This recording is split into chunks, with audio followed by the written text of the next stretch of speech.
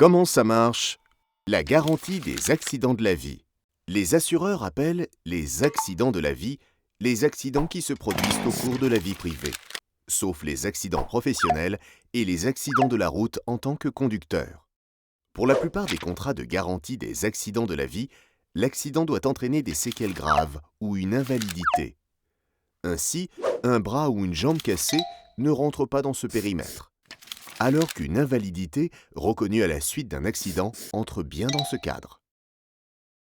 Cette garantie inclut tous les accidents domestiques, les accidents subis au cours d'une activité sportive ou d'un loisir, les accidents médicaux, les accidents causés par une catastrophe naturelle, les accidents causés par un incident technique ou technologique, par exemple une intoxication alimentaire, les accidents dus aux attentats ou à une infraction, les agressions physiques.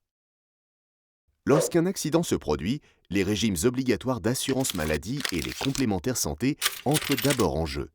Ils prennent en charge les frais d'hospitalisation et versent une indemnité qui compense une partie de la perte de revenus si l'assuré est en activité.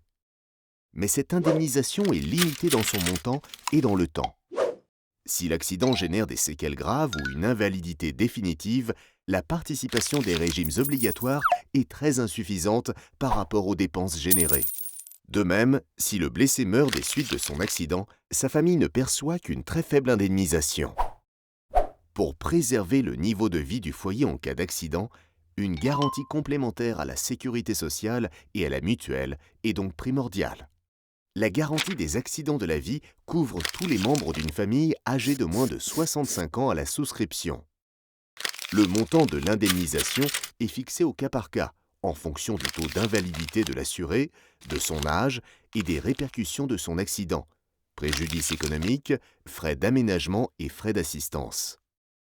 Tout cela est inscrit dans le contrat. Il faut donc le lire attentivement avant de le souscrire. Les indemnités peuvent être versées sous forme de capital ou de rente. Les deux formules sont entièrement défiscalisées. Autrement dit, elles ne sont pas imposables en tant que revenu ni en tant que patrimoine.